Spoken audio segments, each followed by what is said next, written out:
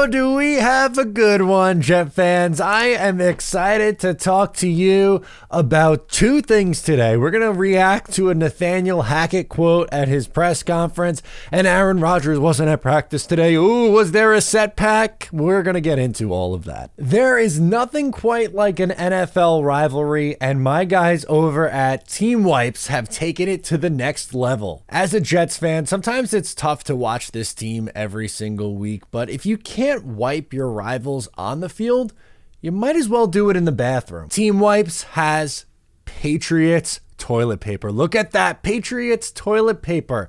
If there's someone in your life, maybe you have a Patriots fan in your life that you think it would be fun to swap out their toilet paper at home, it's perfect for them. I have the best idea. My producer, Tyler, is a Patriots fan. I want to go to his house and swap it out. Put in this toilet paper instead of the one that he already has at home. It's the perfect gift for the NFL fan in your life. And they don't just have Patriots. They do have other teams too. They also have the Cowboys, Packers, Raiders, Seahawks, and Steelers too. Make sure to head over to teamwipesusa.com right now because they're on sale, discounted at $4.95 a roll. Team Wipes. Show them how you really feel. All right, so the New York Jets have a really bad offensive coordinator. Shocking, right?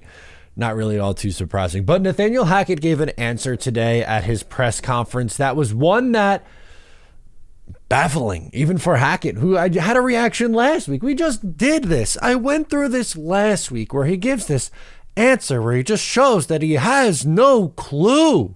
It is so frustrating to listen to this guy get up there and spew absolute nonsense. Let's listen. You said you're pressing. How do you press as a coach? Sometimes it's experimenting with too many new things instead of building a foundation, or trying to take too many shots, or try to get unique runs instead of just letting those guys go to work.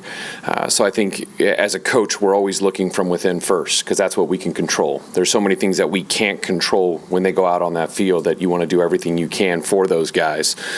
So sometimes you just have to let them go out and play. And give them the looks and trust that they're going to execute it. And I think that's where I got to be with them. Nathaniel Hackett says he's pressing and taking too many shots. The too many shots one almost made me fall out of my desk chair reading this. I was sitting right here. I turned to my second monitor like this. I have Twitter up over here. I have my notes up over here. I go about throughout my day. Sometimes I check in on YouTube on this screen. You know, we're working. Things are coming through. We're moving and grooving. And that quote comes across my screen. And I said, are you kidding me? That has to be some sort of sick joke, right? Nathaniel Hackett really thinks there's a world where he is taking too many chances. Do you want to guess what the average depth of target was for Tim Boyle this past week? Go ahead, venture a guess. 4.3. Now, Matt, what is average depth of target, or ADOT? I'm not sure what that means. Well, here you go. Sit on my lap. I'll tuck you in. I'll talk to you all about what ADOT means. Here it is. It's very simple. Average depth of target. How far is Tim Boyle in this game, because he started against the Miami Dolphins? How far is he throwing the ball? On average, he was throwing the ball 4 yards past the line of scrimmage. That's what that means. May I remind you, he attempted a Hail Mary in this game as well. Folks, what are we doing here? It was all underneath stuff. It was all check downs. At third and long, scan the field, scan the field, scan the field. Oh, Tyler Conklin, 2 yards. Bang, tackle. If anything, if Nathaniel Hackett said, you know what?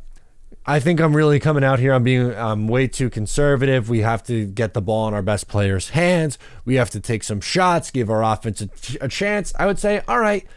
I mean, he's kind of been a bozo this year, but that's something that I can agree with. That's something that we could all be on the same page with. But for him to come out here and for part of his answer to be, I take too many shots.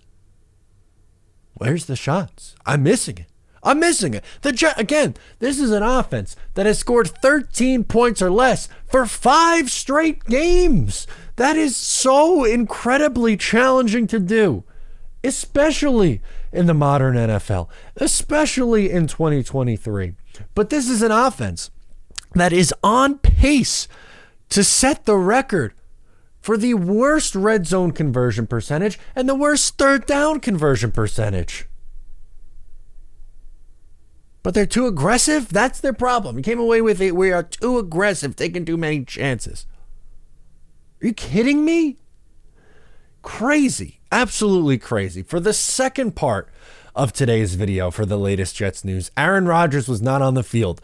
Do we gasp? Do we throw in the towel? Oh my goodness, was it a mistake? They rushed him back? No, this is all part of their plan. The plan was for Aaron Rodgers to come back so that he can throw with his teammates. That's the reason why they opened his 21-day practice window.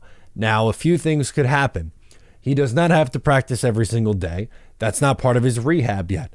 I'm sure he will have to get to that point eventually before there's any thought of him returning to the field. But for his rehab, again, that's not what he is going to do. Not at this point. That's not what he is supposed to be doing yet. So that is not a reason to panic about the Jets rushing him back. Oh, did he strain this? Did he have a setback? No, this is all part of it. And that's going to be the case for the next few weeks. The Jets play games against the Falcons this week, the Texans the following week, then the Dolphins, and then 4 games from now is when you have the Washington game, which is the last possible day, the last time that Aaron Rodgers could return would be for that game. If he's not good to go, he then transfers onto IR out for the year. And at that point, I mean, there's only 2 games left. It would be the Browns game on Thursday Night Football and then the New England Patriots game. So you're not missing much anyway. You go Tim Boyle, Zach Wilson, Trevor Siemian, whoever you want to throw out there to play the last couple games. You call it quits and try again in 2024. But I just wanted to reiterate that this is not something that you should be concerned about with Aaron Rodgers, him not being out there on the field. He's not at that point yet. There's still a long way to go before you even have the possibility of him returning and getting out there on the field. But I truly, my biggest takeaway is just how shocked I was to hear those words come out of Nathaniel Hackett's mouth. Oh my God. Let me know your thoughts on the subject down below in the comments. Once again, I'm Matt O'Leary, and I'll catch you next time.